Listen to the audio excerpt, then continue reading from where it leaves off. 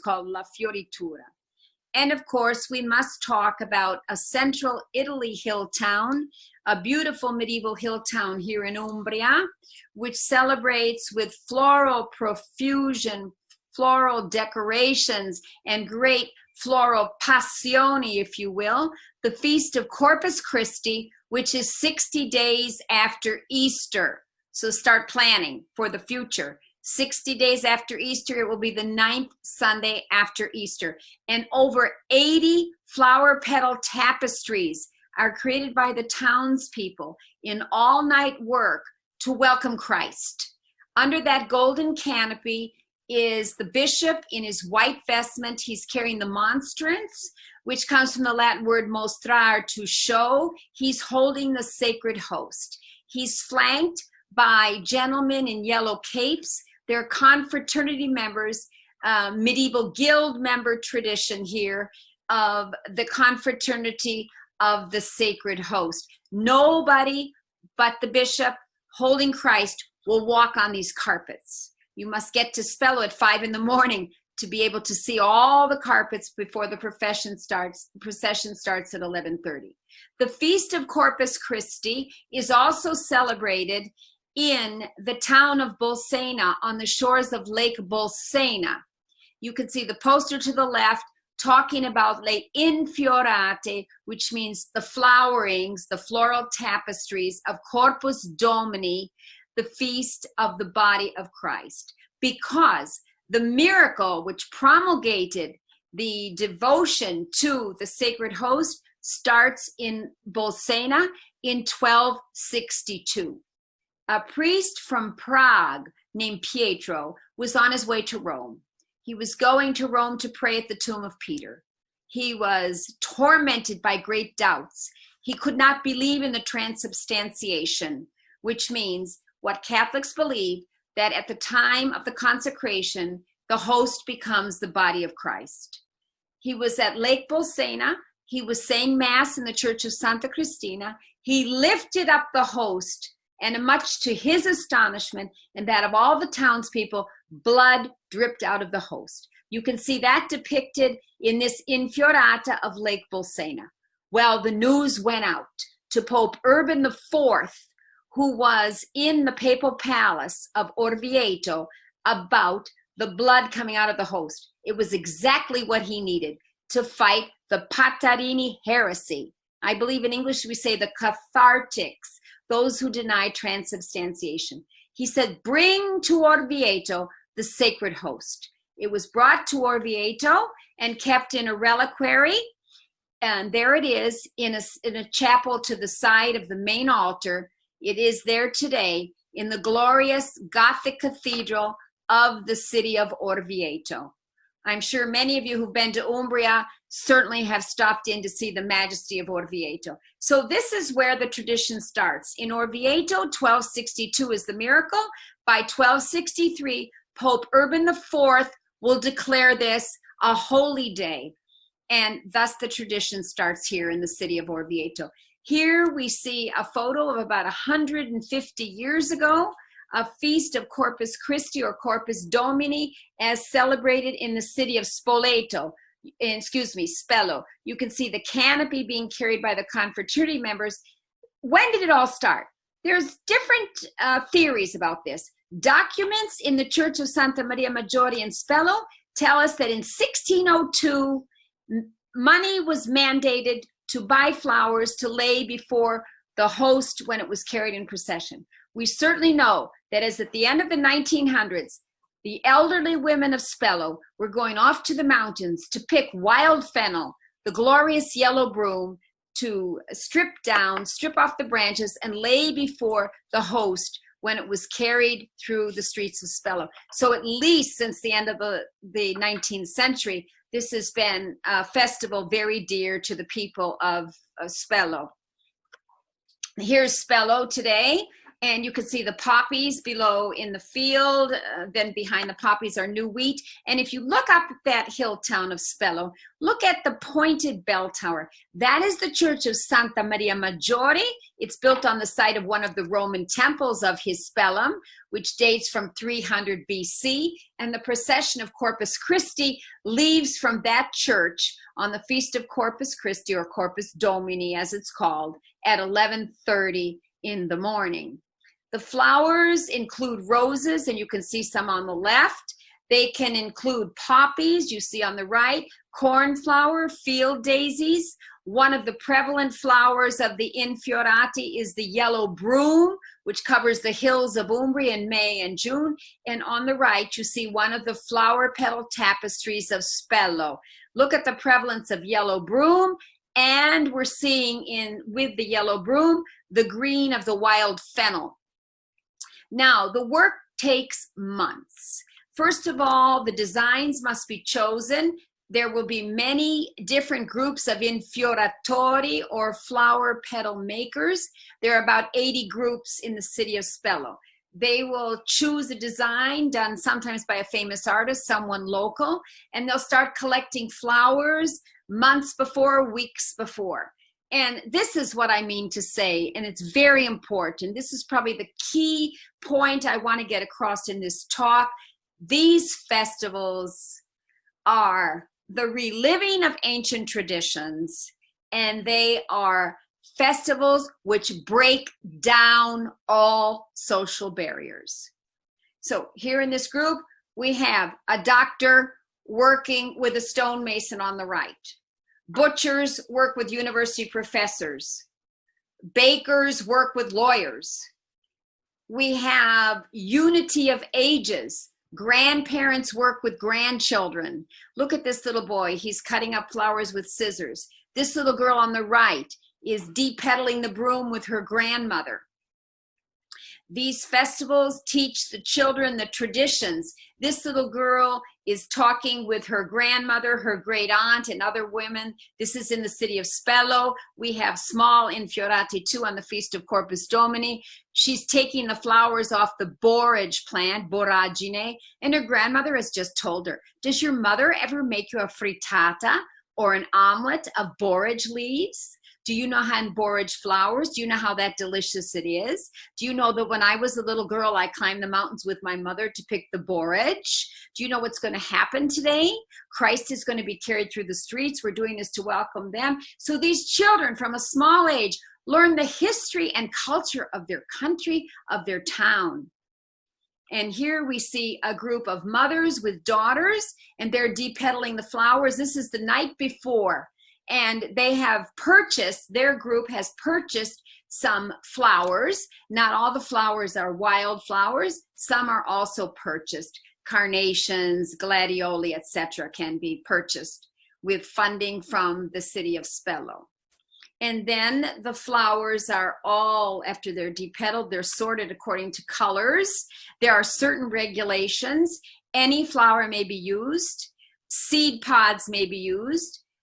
Plants, wildflowers, fruits and vegetables. Flowers may be cut to very small pieces, minuzzati, we say in Italian. They may never be pulverized. They may never be ground. It's wonderful. There must be no mechanical intervention. And on the right is another group of the flowers, all prepared and ready to lay out in the streets. Now we see one of the infiorati, which has been made. And near the flower petal tapestries, there's often an image depicting the artwork which inspired that tapestry. You see 4 very tired people sitting on this doorstep there. They've worked all night. Work starts about 10 at night on Saturday. It must be finished by about 8 in the morning on Sunday. This is one of the flower petal tapestry motifs. This was an extraordinary infiorata. I saw it. This was dedicated to St. Paul. And it was called St. Paul, Apostle of all people. Do you remember Christ appearing to him, or God saying, Saul, Saul, why do you persecute me? And he was blinded, and Saul is Paul. And below, this group has shown you every single flower they used, what flower, what color, and defined completely all the chromatic tones used in their infiorata. Do you know that the flowers can vary? The artist might tell the people, I want fresh red roses, I want dried red roses, because the colors change. I want fresh field daisies. I also want some dried field daisies, fresh wild asparagus, dried wild asparagus, etc., because the colors will change. These are young men working with their infioratori group. They've worked all night. This is about 8 o'clock in the morning, and they're exhausted, and they're trying to finish up before the procession comes through. We have a group of young women on the left here, and on the right, we have some people who've just finished. They're still going to take down the covering which was over the flower petals during the night. They create these kind of little greenhouses, if you will. They have metal bowls, curved, covered with plastic. So if there's wind or rain during the night, the creations are protected. And these are taken off by 8 o'clock in the morning to get ready for the priest, the bishop, coming through carrying the host. The little girl, young girl on the left is finishing her creation. Something also to mention.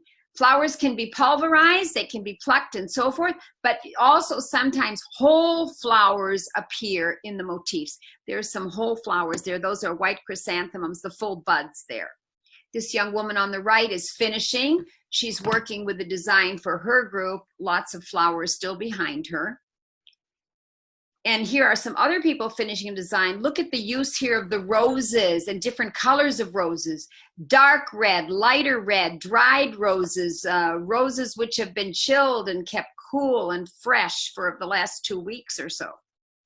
These young men are finishing, and look at the one on the right. He has knee pads on.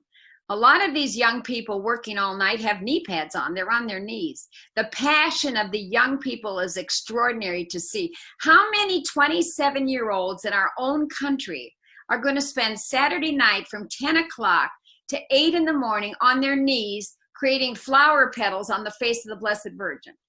I don't know. Look at these young women. They've worked all night. They're about to finish. And here again, we have the use of the large flowers on the right here. And that image is actually a rose window she was creating. And this young boy, his name was Giacomo. I remember I asked him. His group's Infiorati is finished, and his job is keep the flowers fresh for 2 reasons. Keep the flowers moist, their color remains intact and so forth, and putting water on them keeps them on the ground. They cannot be glued. There can be no use of anything synthetic. There can be nothing made of wood, nothing made of plastic, no glue, whatever. What they do is they sketch out on the street the design in chalk, or they lay out a huge piece of paper with the drawing on it and the flowers placed on top of it, but can't be glued down. So he's spraying it. Now, I leaned over to take a picture, and he just sprayed it with water, and my glasses fell off. And so the flower petals were very fresh, and they stuck to my glasses. And I was with a friend that year and said, Annie, I have to get a picture of you with your flowering glasses. And the people on the left have just finished, and they're exhausted. And they're sitting under the drawing of their flower petal infiorata. You can see the whole drawing up there. They've taped it to the wall. These two are just finishing. Common motif is the host, of course, because this celebrates transubstantiation, the fact that the host is transformed into the body of Christ. IHS will become the Jesuit symbol. It's Latin for Jesus hominum salvatorum, Jesus Christ, Savior of mankind. Children's groups, there's 3 different prizes, 3 different categories. There's the quadri, which means large picture, large painting. Quadri will take up a whole piazza. There's the under 14s, and these children are all under 14. They too have been working all night. Look at the 2 little boys on the right. A lot of yellow broom in theirs, and they also have just finished their bunch of grapes, because common motif will be the bread and the wine, grapes and wheat, which you see again and again in these images. And actual real grapes can be used as well because it's part of the vegetable and fruit world. So this is a bunch of grapes right in one of the infiorate. All the yellow flowers are field daisies here. And look at that one on the left. This is the horn of plenty. This infiorate was called abundance, abundance. And she's holding in her hands flowers, real flowers.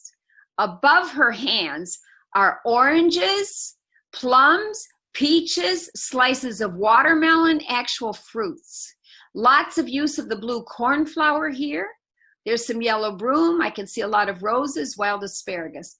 Look at the one on the right. These are the fishers of men. Christ has said, throw down your nets. And they've thrown their nets into the sea. All that's blue cornflower, also delphiniums.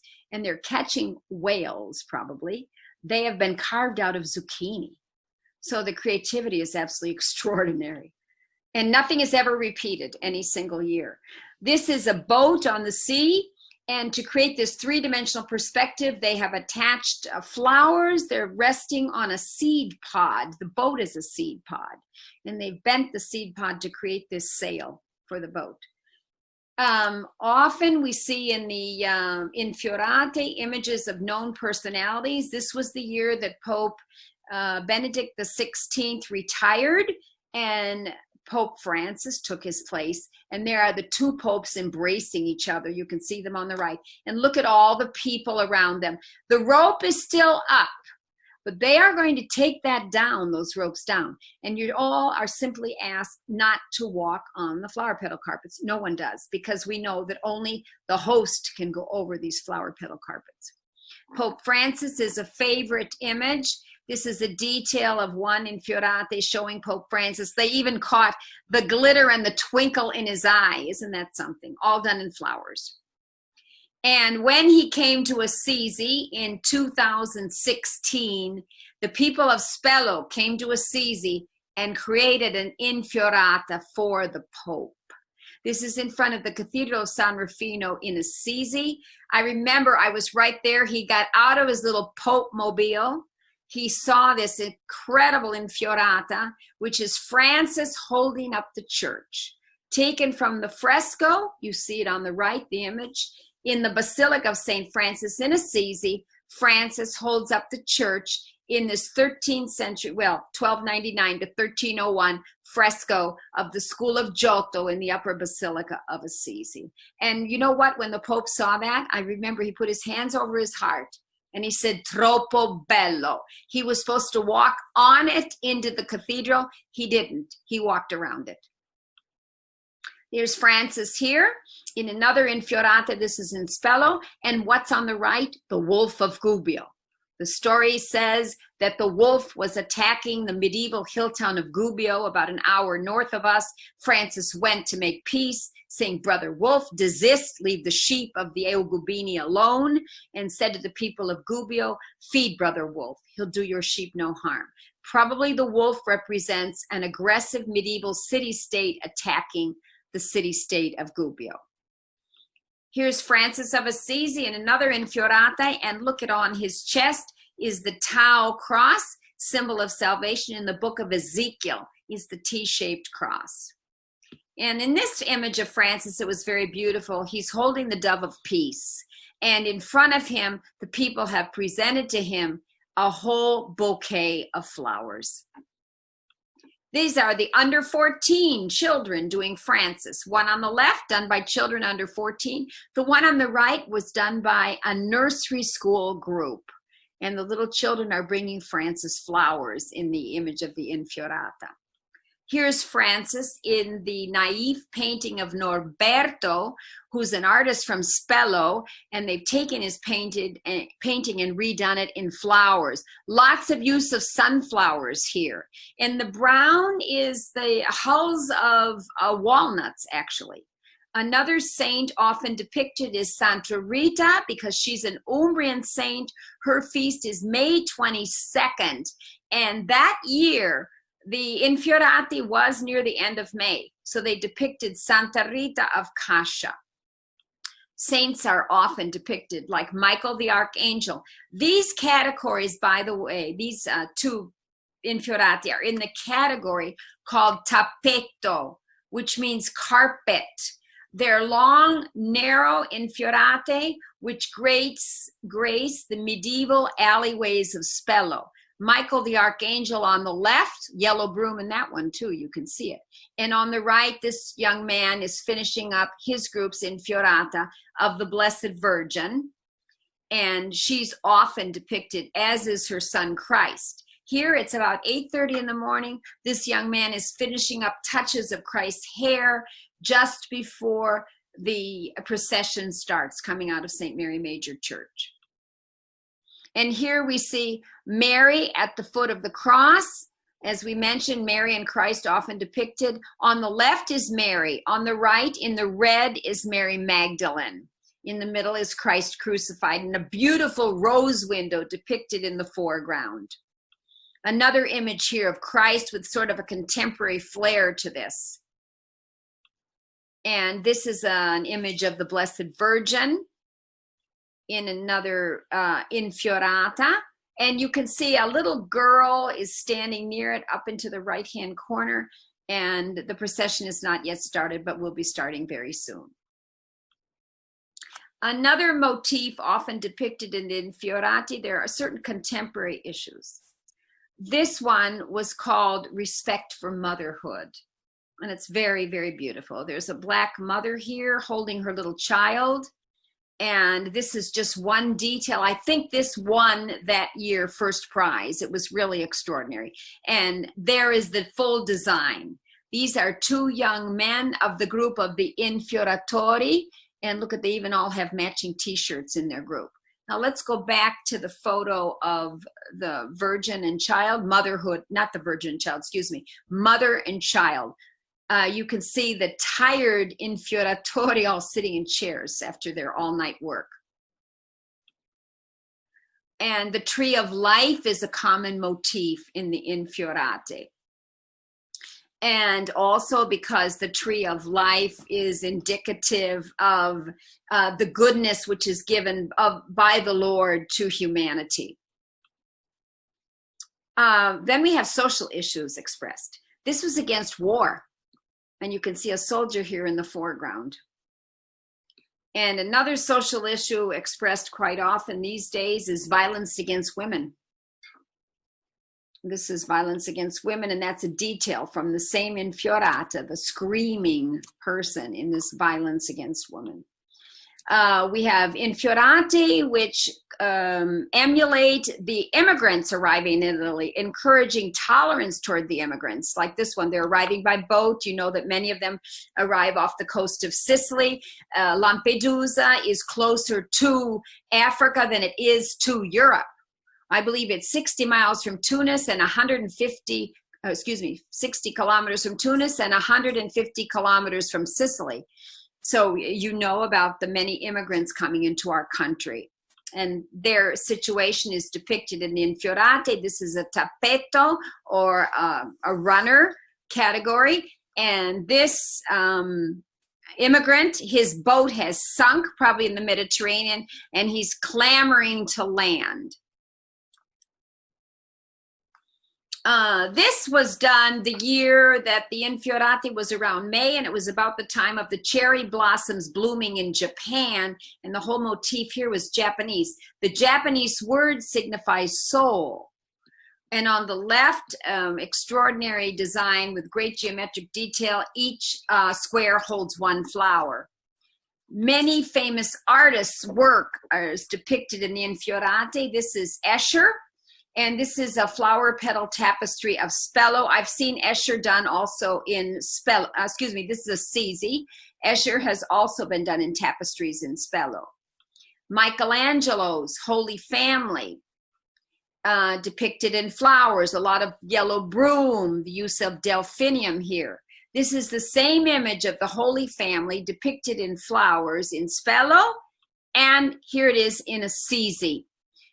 Young women all working together in one of the back streets of Assisi. The Assisi Infiorates are small. They just take the afternoon of the Feast of Corpus Christi, and it's not all night work. They've just worked all morning.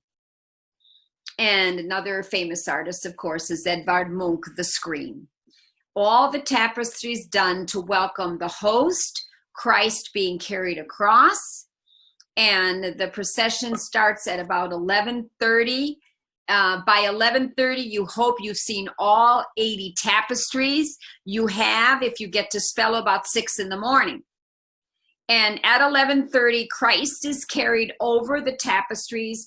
Only the bishop carrying the host will walk on the flowers. Flanking the bishop under the canopies are the confraternity members in their yellow tunics, and the carabinieri also are in the procession with their hats of festivity with the red and blue plumes.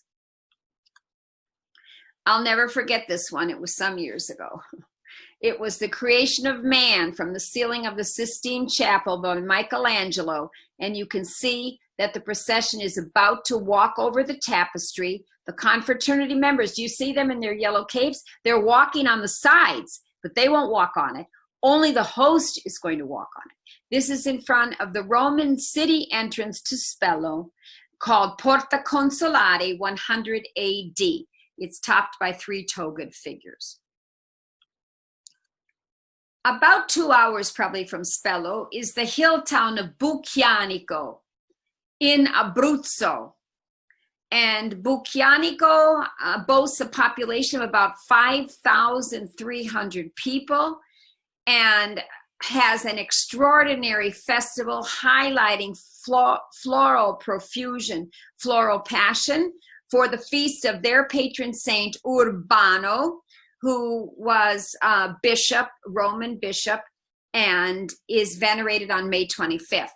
Their feast is called La Festa dei Banderesi. There's the poster. And I put this in so you could see both the name of the festa, and you want to jot this down because in your lifetime you cannot miss this, and the Città di Bucchianico. And this is how you spell Bucchianico. This is an Abruzzo hill town just south of the Abruzzo town of C.E.T. and southwest of the Abruzzo seaside town of Pescara. And the highlight of this are the baskets of flowers carried on the heads of women, and they make these flowers from January to May. They work in groups of 30 in the homes of friends, and they're made out of crepe paper, and they're snipping and braiding and twisting, and at their feet are their children, and they're recounting them stories, and the little children are learning how to make the flowers, and they're worn on their heads in willow baskets made by their husbands for the feast of Sant'Urbano, patron saint. And in the procession that afternoon, before the women come in their peasant dress with baskets of flowers, the image of Sant'Urbano is carried. And he's carried by men who are called banderesi. Banderese means Sant'Urbano, I'm talking about. Julia says, remind me to tell about Sant'Urbano. I'm going to talk about him. Sant'Urbano is carried by banderesi. Banderesi comes from the word banda, meaning a band or a waistband put around you. Because banderesi, colors of blue and red, were worn by the people who defended the town in an attack of the 14th century. Who saved the town of Bucchianico? The patron saint Urbano. The story is that he appeared in a dream to the sergentiere, who would be the head of the militia, and he warned him, if we don't take a different tactic, there's no defense, and the people of Chieti will defeat you. Their army is stronger. And the sergentiere says to Urbano in the dream, what shall I do, Sant'Urbano? Sant'Urbano, by the way, was a 3rd century saint, pope, martyr. And Sant'Urbano says to him, what you want to do is have the men manning the walls, go on and off the walls in zigzag motions, serpentining, so that the people outside have no idea how many there are.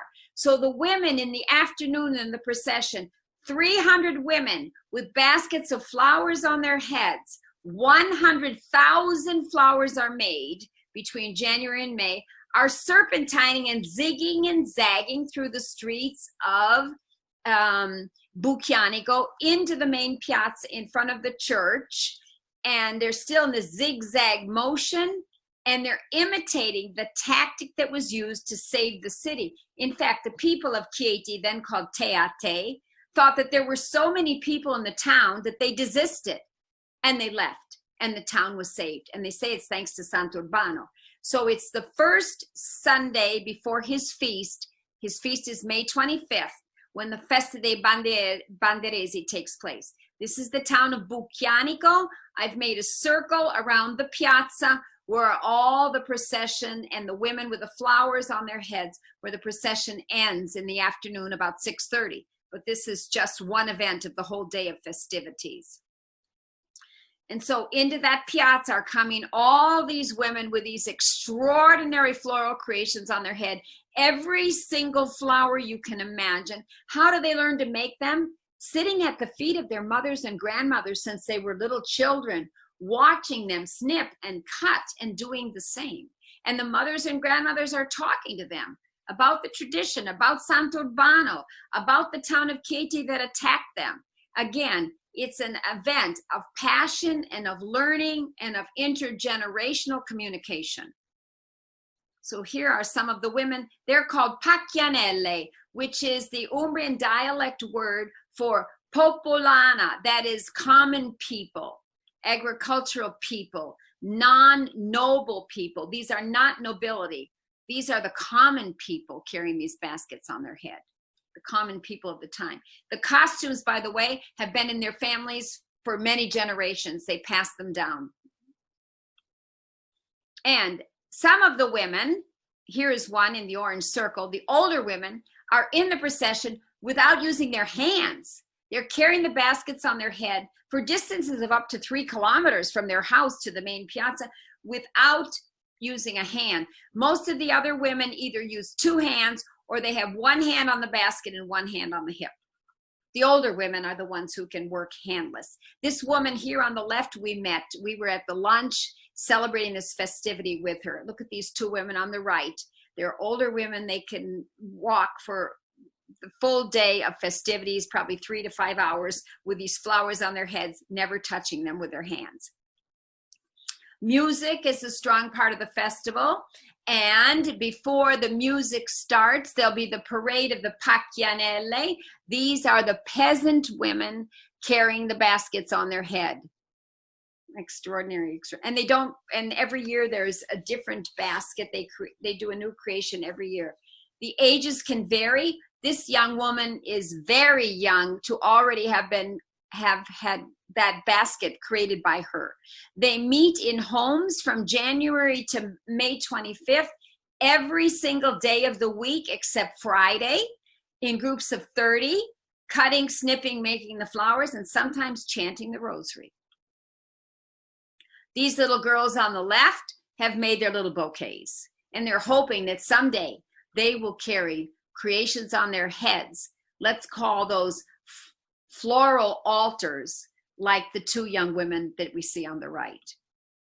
Young boys too participate in this festival, and they're dressed like little banderesi, the little banner wavers of the town. These women are about to enter into the procession. They're going to lift these baskets onto their heads before they parade through the town. Dance is an integral part of the day, as is the playing of music. And you can see the great passion of the girls dancing, as well as these young men playing instruments typical of the Abruzzo countryside. Accordions, tambourines, drums made out of wine casks, all instruments typical of the 14th century when this attack was on the town of Bucchianico, and Sant'Urbano saved it from attack by the people of C.E.T of the time. Also participating in the festival will be the banner wavers called the sbandieratori, and musicians. And this first man in the procession in this group is carrying the flag of Bucchianico, the blues and reds, because the sashes they wore at the time of the attack were blues and reds. And the rearing lion, symbol of nobility, that is the flag of Bucchianico.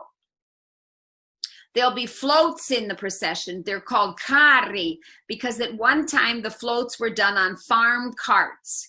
And they're floats for this reason.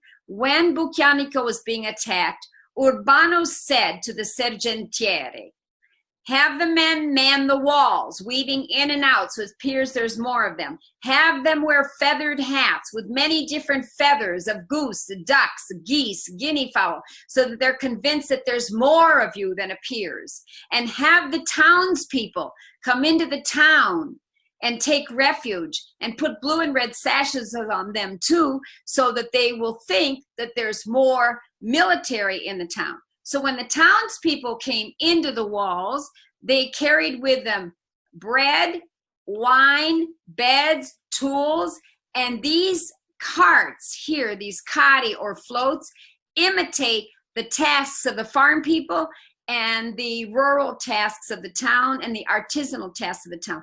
This is the carro or the float of the blacksmith. He's working on a forge here. Look at all the floral decorations. Those are all handmade. These girls are before another carro or a float pulled by tractors now, once pulled by oxen, which we can see in this ancient photo. This is a carro at the Festa of the Banderese of Bucchianico about 150 years ago, when the carri or the floats were pulled by oxen. Look at this lovely photo. This too is about, this would be early 1900s or late 1800s. Here is a float on the right. They call it carro because they were farm carts. And on the back of the farm cart, there would be a scene maybe of a winemaker, a carpenter, whatever, or someone working at the well. And on the left are the women, the pacchianelle, the country women with the baskets on their head. Look at those women. A lot of them are barefoot.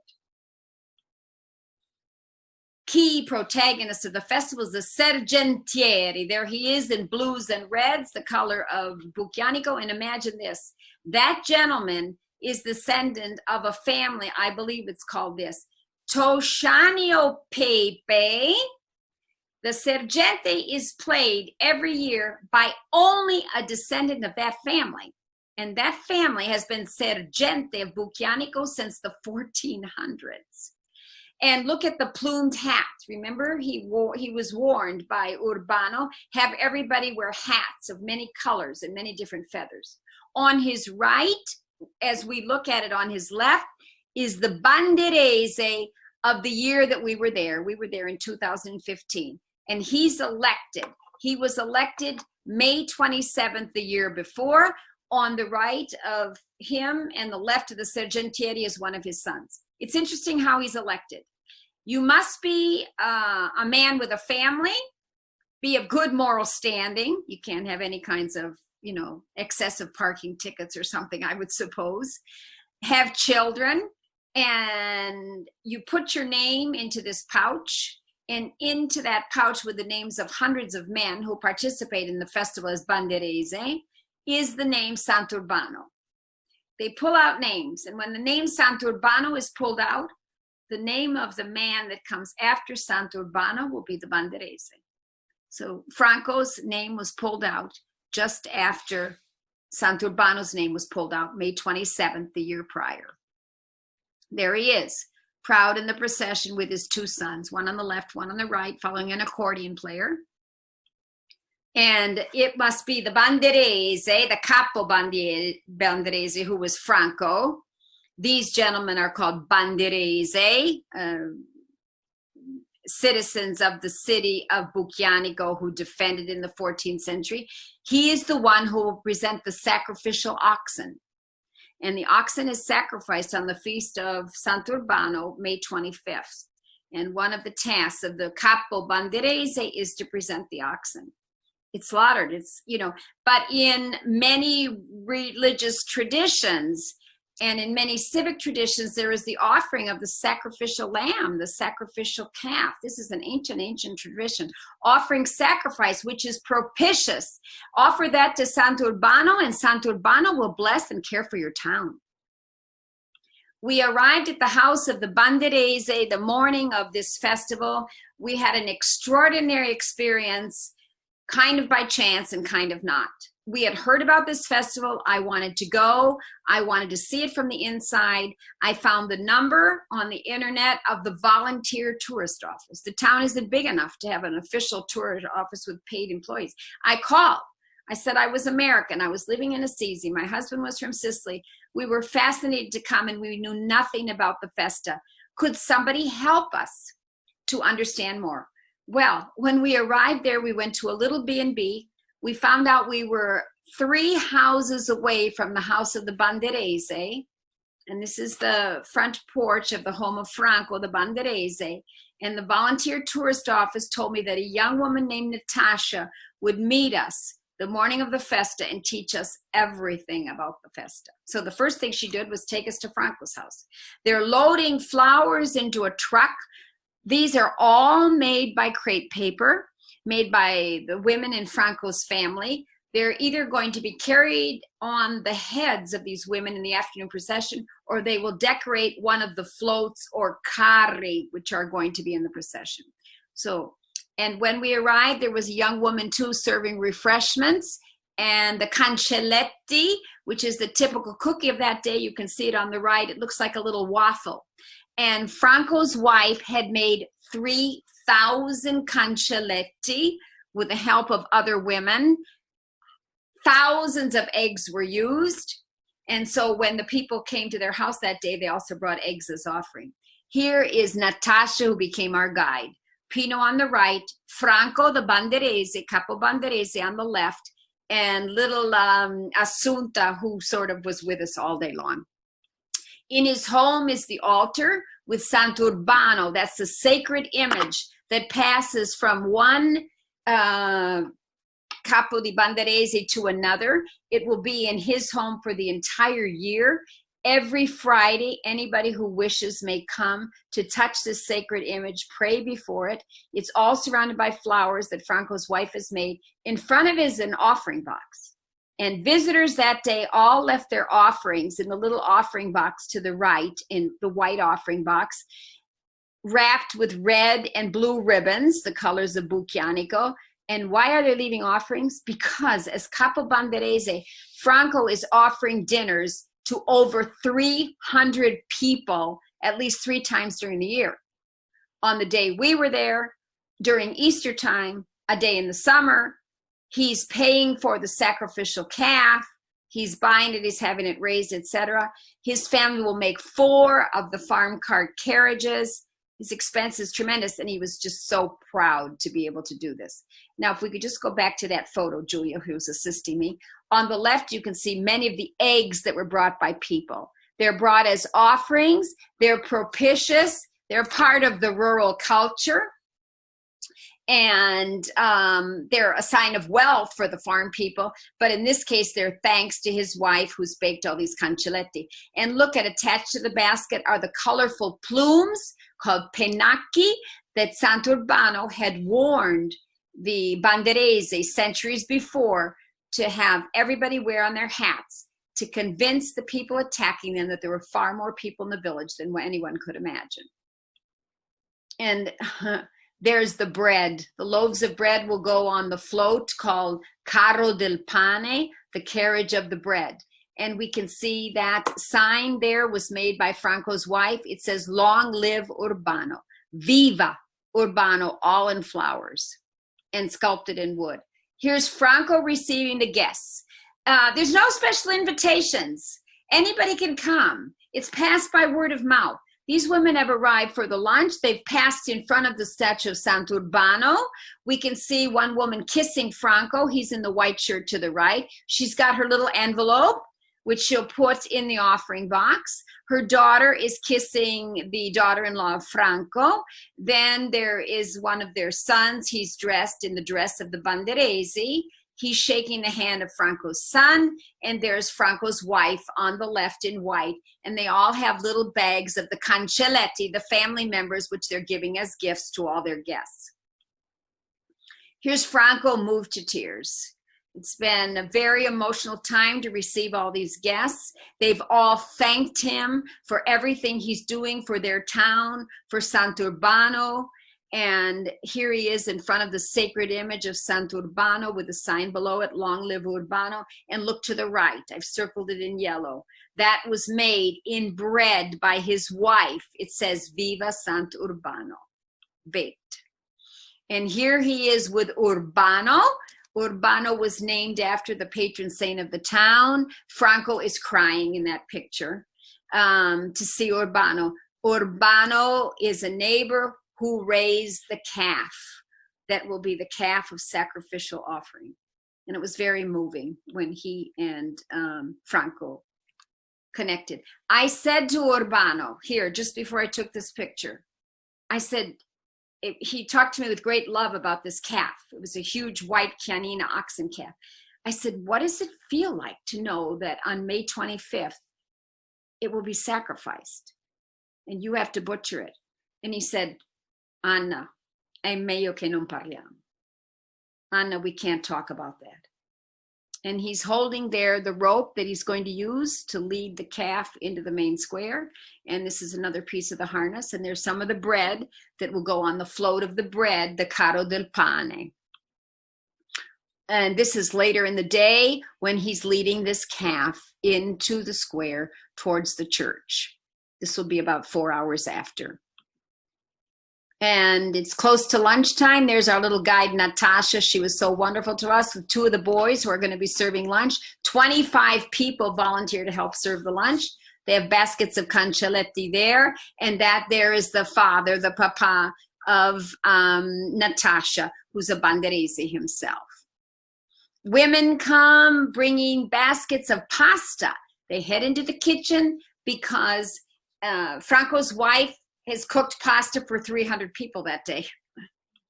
And before lunch, music, drums, tambourines, and look at those instruments. I wasn't able to find the name. Pino can't remember the name. They're made out of wine casks. And the men pull these stakes up and down. They make a noise. I think they're through perforated goat skin. Peter was absolutely fascinated by this instrument and was trying, they offered to let him try to play it. Here on the right, he's trying to play it. This little boy is joining in the tambourine right in front of the accordion player. This little boy on the right is not yet an official drummer, but he will be. Look at the little boys all dressed as banderesi, the ancient protectors of the town. This is a whole family of Bucchianico in their dress, ready for the parade in the afternoon. And here is the seating that Franco and his wife prepared. They served lunch to 300 people that day. We're looking out over the Abruzzo Hills. And this is the service of lunch done by 25 volunteers. I don't know how many women were in the kitchen cooking. And here's a young girl helping her mother or her grandmother eat. Everybody's eating at 11:30. It's a delicious lunch, but it's finished by about 12:30 or 1 because then it's time to go home, get dressed, prepare your float, and head to the main piazza. The events will start about 4:30 in the afternoon. Sitting at our table were Marisa and Camillo, and they're saying, enjoy this pasta, Anna and Pino. And later in the afternoon, I saw Marisa with her beautiful basket on her head. And I saw Camillo near one of the floats in the banderese dress. This is the float of the bedroom. So the head of the banderese, who was Franco, he was the capo banderese, his family decorates 4 floats or carri for the parade. Now pulled by tractor, once pulled by oxen. You can see the sign in front of the tractor. It says carro del letto, because the tractor is pulling the bed. Because remember, with the story of the Festa dei Banderese, Saint Urbano warned the sergente of the town, encouraged the country people to come into the town, to convince the attackers there are more of you. And so, what did the country people bring into the town? Wood, bread, wine, and their beds. So the 4 carri done by Franco and his family and all kinds of helpers are the carri of the bed, the bread, the wine. We see the wine one here. The wood. They had to bring in a lot of wood because they'd be building their fires in the town. And this is me with Natasha in front of the carro del pane before they brought it outside. And I was delighted to see her later that day with her basket. And she showed me on her cell phone, beautiful basket of wild broom that she made. And then I have to remember the exact words. Before I said goodbye to the three, I have to read this because it's so beautiful. These three girls summed up the festa for me. And I said goodbye to them. And then Pino and I headed off because we were going to the square to follow all the festivities. And I'd asked them what this festa meant to them. And on the left is Laura. In the middle is Stefania. And on the right is Sylvia. And I want to read these because these are exact quotes. Laura said, "I will never know what moves me to spend months on the flowers." Stefania, in the middle. "We do it for love of our Santo Urbano, per la passione, for passion." Sylvia, on the right. "There is no way to explain it, just as there is no way to explain love." There is no way to explain La Festa dei Banderesi. You must go someday. And our memento is this. It was on our dining room table for many days. It is a crepe paper rose that one of the women in doing the ciamacchiella, which is this weaving dance they do, plucked out of her basket and gave to me. And that is our memory of La Festa dei Banderesi. Going on now in Umbria is another extraordinary display of love and passion for the flowers, but it's for the wildflowers, which grow on the great plain below the little mountain town of Castelluccio in the southeastern mountains of Umbria. Guidebooks erroneously call this the flowering of the lentils. No, no, no. Lentils do not flower. They have a simple white flower. But this is the Great Plain, which is about 5,000 feet above sea level. And the lentils are cultivated there. And they'll be harvested in July. But before they're harvested, there are about 6 weeks of blooming of the wildflowers. And it's said that the variety of wildflowers, nobody sows them, they grow naturally, that the variety of wildflowers keeps the humidity in the earth, which will be necessary for the prolific cultivation of the lentils. The first flowers to bloom are the poppies. Generally rapeseed, then poppies, and then blue cornflowers. And in this scene here, we're seeing many varieties all blooming at once. Here is the poster Castelluccio di Norcia. So if you want to quickly jot down the name, you can, and you may want to read about this on the internet. You'll see some extraordinary photos, and you'll see photos of this year with all the line of traffic, as I mentioned, of people trying to get up to Castelluccio. And this photo on the right was taken a past year when Pino and I were at the Castelluccio for not infiorate, which is the word in Spello, the flower petal tapestries, but la fioritura. This is the feast of La Fioritura, the flowering of the Great Plain. You can see this was a couple years ago, the tourists out there to take their photos with their children. And that's why so many people headed there, because it seemed to be the perfect natural place for beautiful social distancing in the midst of nature. It's just that too many people had the same idea this year. Here's the rapeseed. And in the background, you can see some of the poppies. A couple years ago, this young woman had just walked down from the village of Castelluccio, and she was looking out over the Great Plain at the scene, and I remember her saying, "Oh, mamma mia." There's no words for it. Castelluccio was struck by the earthquake of 2016, and there was heavy damage to the little mountain town of Castelluccio. And much of it has not been restored, so if you go up there today, you can have a picnic or so forth on the outskirts, but you can't yet get right into the center of town. And this is the cultivation of the lentils, the tiny baby lentils of Castelluccio. They're a DOP product, denomination of origin protected, meaning they can only be grown on the Great Plain of Castelluccio. This is the harvesting of the lentils on the right. You can see Castelluccio up there in the background. This is last year. So part of the town, if you look to the left, was, still had damage from the earthquake of 2016. The photo on the left was taken before 2016. This is dear little Derna sorting lentils in front of her house. She's 90 years old. And this gentleman just said to his wife and daughter, sorridete, smile.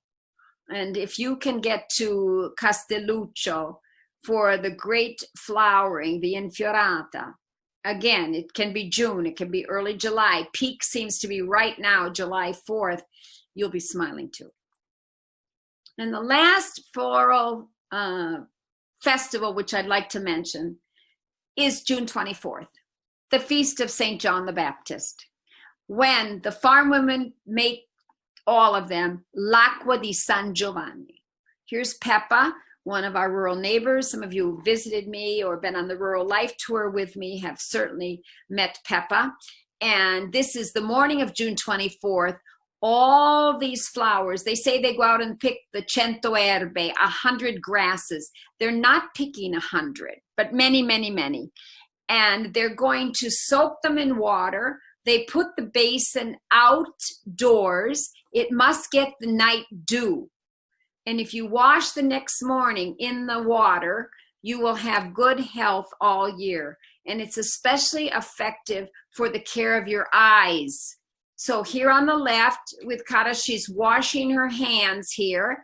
And here with this couple who went to visit Peppa with me from Colorado, she's told them wash your eyes so you'll have health and good eyesight all year and forever.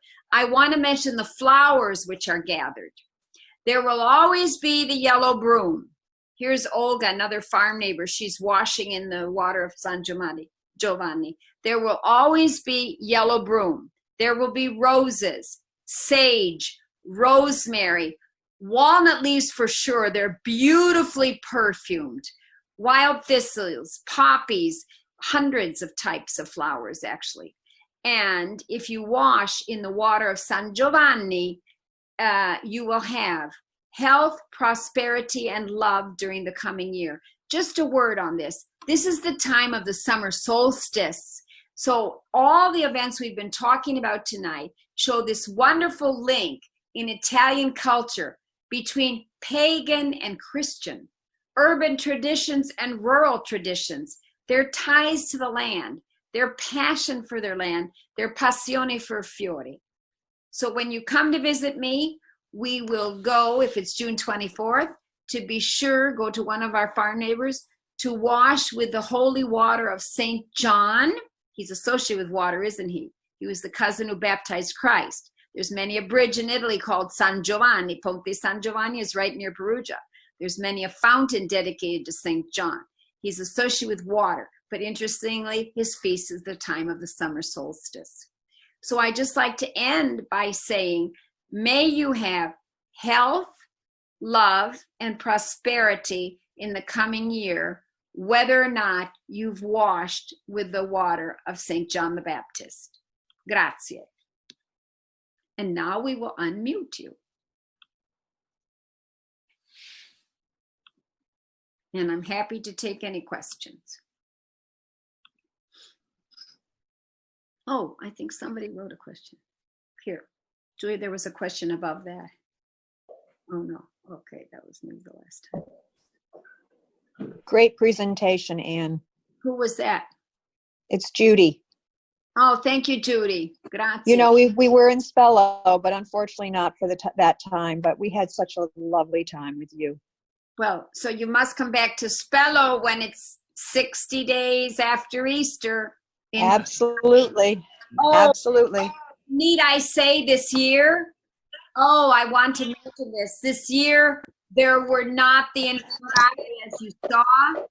They created, a group of people created one beautiful flower tapestry in front of the altar of the Church of Santa Maria Maggiore, where the procession usually starts off. That was all they could do this year. Next year, let us hope. Annie, can you hear me? Yes. Can you, huh? It's Dan Flaxman. Hi, Flax. Yeah, remember 30 years ago, my nieces and myself, we went up to one of those villages with the flowers and all that. Do you remember that? It must have been Spello. Yeah, it was 30 years ago. Oh, we stayed with you guys. Well, it's time you brought them back. Yeah, before that, I was with my mother. Remember that? I remember that. You know, baked an apple pie. I don't remember that. Yeah, we walked in, he had just set the toilet into the cement, and he had baked an apple pie for my mother. Yeah, you're talking about the good old days. That was 42 years ago. Yeah. Yeah. Make sure that you put on the chat where we can make donations for these fabulous presentations. They're wonderful. Facebook. Thank you. What, Sandy, repeat that. I should repeat that. To put the link to that now, Sandy. This is Julia. Hi. Oh, thank you. Julia's putting some link. Yeah, the link to be able to make donations for anybody who's interested. But of course, we'd happy to have anyone. Go get that ice. Thanks, Sandy. Actually. Sandy, I always say, where would I be without you? Hello, Anne. Yes. I have not traveled with you, even though I talked to you about trips. And I've listened to both your presentations, the one last week and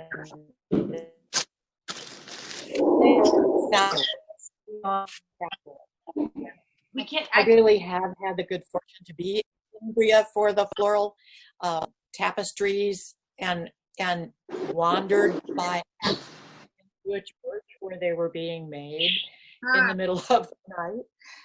And it just, bringing that back gives me hope at a time when there's very little hopeful, few hopeful messages going around in the world. This is a sad time when even these beautiful traditions are interrupted and sort of made smaller to fit the conditions of the world.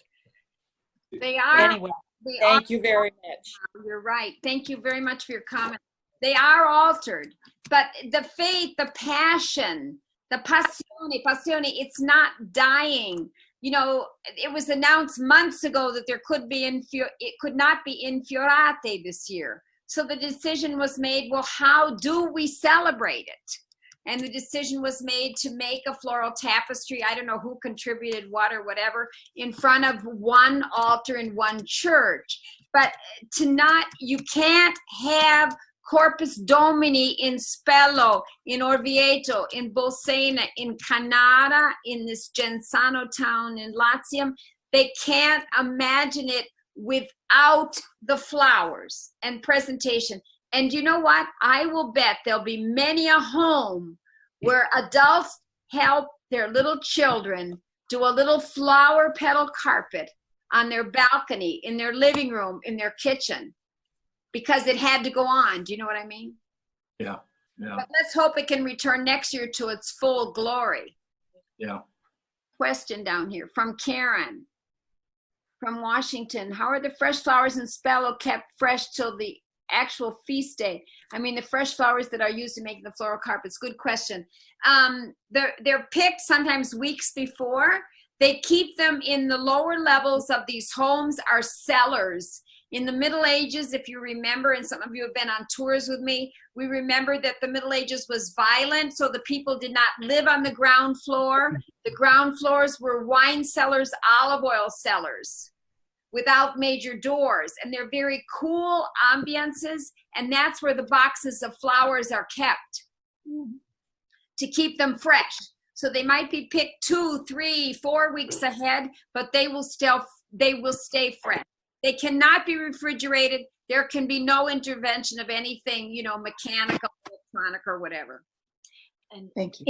And Stephanie, I just wanted to thank you for the memory of Inferrata, which we had with you probably in 2014. And I kept a handful of flowers that I picked up that day after the procession. And I just finally threw them out about a year ago. And they maintained their color for about 5 years in a very dry place. And they were just such a memory. And we've also been to the Piano Grande 2 times and seeing the floral carpets there. And it's just amazing. It's a trip everybody who goes to Italy should do. Thank you. What did you do with the crepe paper after that day? That is a very good question. And I have to confess this, I did not ask Natasha. While I was preparing this, I was thinking myself, I know that every year their basket is an original one, and they're making new flowers from January to May.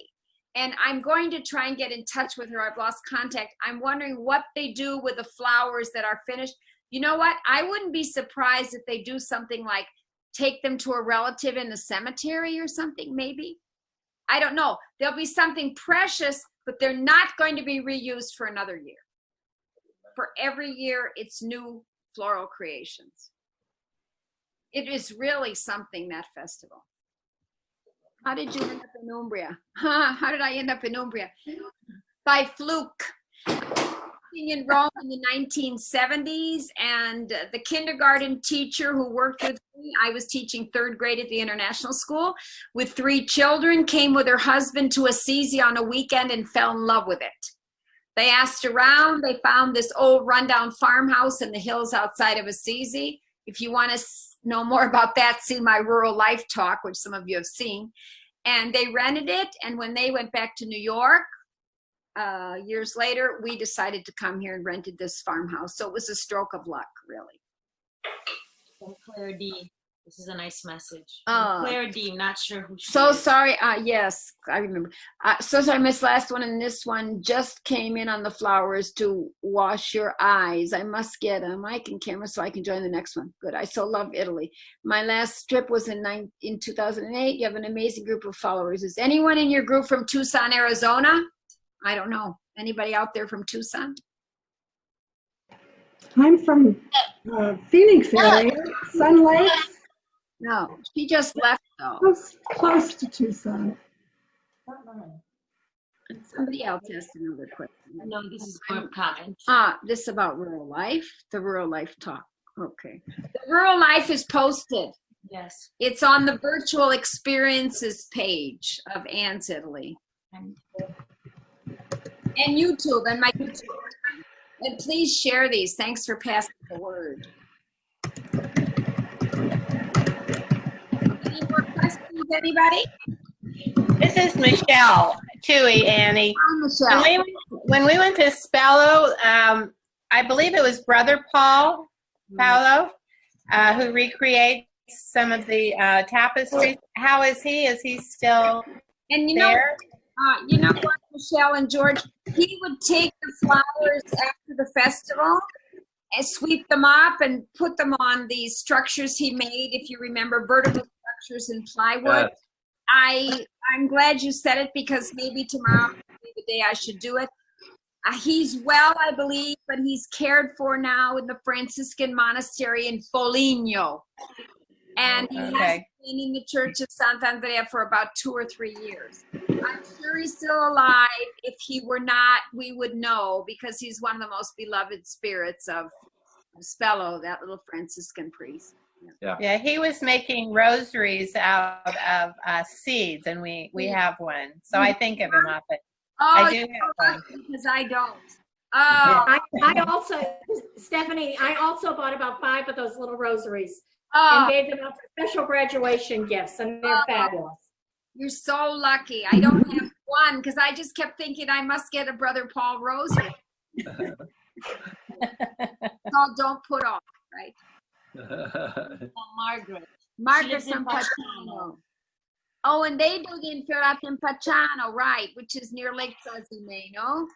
Thank you for coming. Wants to go to the Banderesi. Oh, yes, go to the Banderesi Festival. We found out totally by accident, but I think it's just a highlight of anybody in Central Italy to see. The Banderesi, Festa dei Banderesi. Fantastic, yeah. Yeah, it's the Sunday preceding May 25th, which is the feast of, now that you know how the word is written, you can look on the internet on Bucchianico. Did any of you subscribe to that great Italian newsletter, Italian Notebook? No. It's extinct now, but the editor, GB, fortunately left the site up. If you go into ItalianNotebook.com, put in the word Bucchianico, and I wrote 2 articles on the Festa dei Banderesi for Italian notebook. Put in what? Italian notebook, put in the name of the town. Julia's going to write it. Are we going to write it I'm somewhere? going to pull it up for them, yes. Bucchianico. Also, you can put into that website the water of St. John, Acqua San Giovanni, I wrote about for them, and I wrote about Castelluccio. And you could just put my name into Italian Notebook and you'll see all the different articles I wrote. I'm so sorry that's extinct. It was a free newsletter on Italy. We who wrote for it wrote free. And there was an article a day, fabulous, ItalianNotebook.com. And Yes. Sandy, I read that every day and was so unhappy when he gave it up. I asked GB why he did. He wasn't earning anything from it because he didn't want advertising. He got a job in the computer industry somewhere that gave him an income, and he had to give it up. It was a heartbreak. Yeah, very worthwhile. Very. Let's see. Louise and Dawn, thank you. This is thanks. The kids from Minneapolis. Thank you. I guess we could be done. So comforting to listen to your talks. Thank you. It's a lot of work. Julia knows. Hours and hours. Because let me tell you this, there's probably like 300 photos we had to throw out. So it's literally days and days of 8-hour days. Because you get your text down, you work with your photos. After 3 or 4 days, Julia comes over, says, Mom, this one has to go, move this one here. It's exhausting but wonderful. But I will tell you, it's a lot of fun, and it's really boosted my spirits during lockdown, during COVID-19. And now my objective is simply keep my spirits boosted and try to boost as many spirits around me as I can. You're a wonderful person. Well, no, I'm glad to do it. Thank you. I enjoy it. Bravo. It's not pay Sandy to say that, everybody. And my name is Helen King, and I haven't been to Assisi now for quite a while, but I went on a couple of Williams College alumni trips and met you there that way, and thought you were a wonderful guide, and it must be 15 years ago, maybe 20. Time goes so fast. Helen, it would be, and for all of you who've been to Assisi, it would be heartbreaking to be now in this hill town. It is empty. Oh. Empty. We miss you all. We miss everybody. Today we went to a little coffee bar, Pino and I, and there was one person in it. We went in with our masks. We had to pick up our coffee, go out this door. And I saw one woman I know, and I said, it's just so sad. And I have to confess, I started to cry. Oh, I can see why. She sort of, sent me her elbow. And she lives in the town of Assisi. And she said it's tragically sad. And as I mentioned, I will have no work for at least a year because my guide work is, with English-speaking people, Americans, Australians. But think of all the hoteliers in Assisi with hotels closed. None of the ceramic shops or the shops selling souvenirs related to Francis have opened. There's no point. There's 2 or 3 coffee bars open. And in the summer, they usually have an array of 30 types of gelato. They have 3 because there's no one to go in and buy an ice cream cone.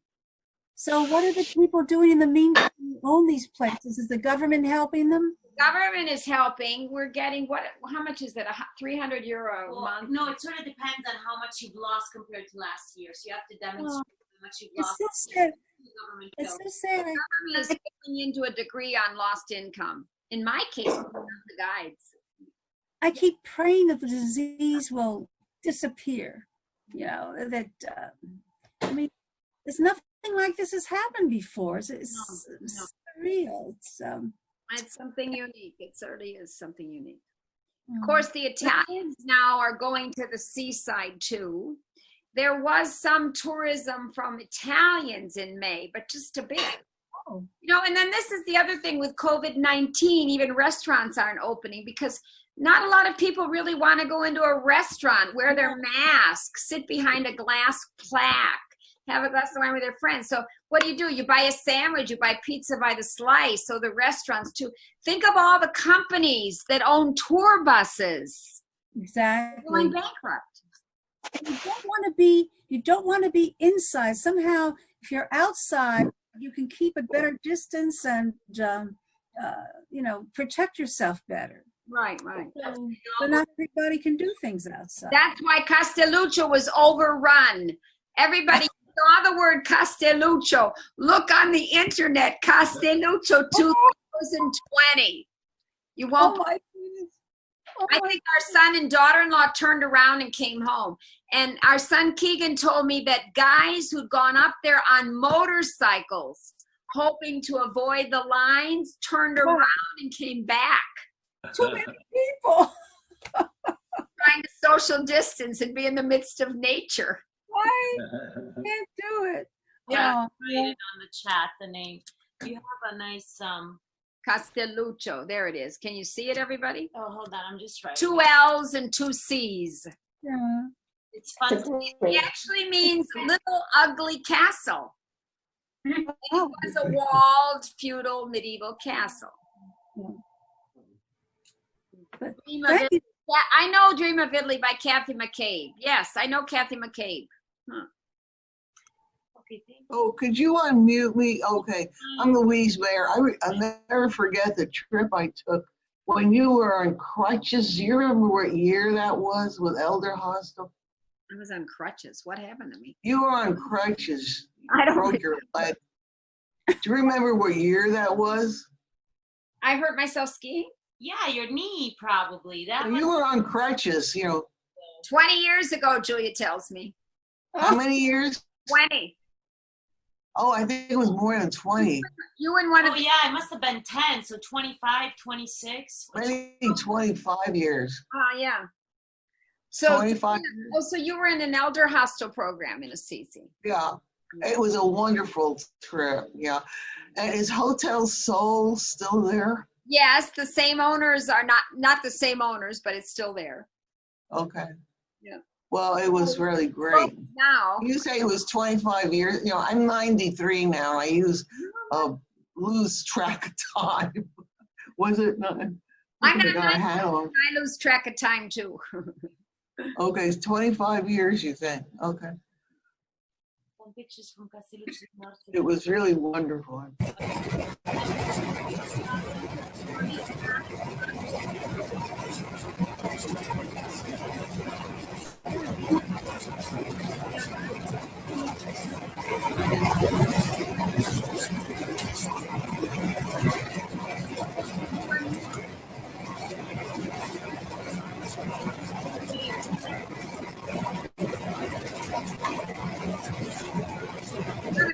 Unmute. Oh, unmute. Unmute. Can you hear us? Any more questions, anybody? Allow participants to unmute. Now you can re-unmute yourself. Sorry, there was some disturbance with the microphones. We were supposed to unmute, but Now what? Yeah. Okay. So now I guess we say happy 4th of July. Margaret was going to go to Castelluccio this Wednesday. Wednesday's a good day, Margaret. Don't go Saturday or Sunday. I don't know. I'm hoping even for Wednesday it's going to be okay. Check it out. They have a webcam up there so you can look and see what the situation is. I had to mute all, so now their microphones are off. So unless somebody wants to ask questions. If anybody does not want to ask further questions, I will say happy 4th of July. Go shoot off a sparkler for me. And a quick question: Will you have a presentation next week? Yes, I'm not sure which of the 2 I'm doing, so stay tuned. I'll send you the newsletter. Definitely. Thank you. Thank you. Okay. Thank you. Bless you. Mille grazie. And thanks for sharing the news. Absolutely. I'm going to share the webcam for Castelluccio real quick. Okay. And then we can sign off, Mom.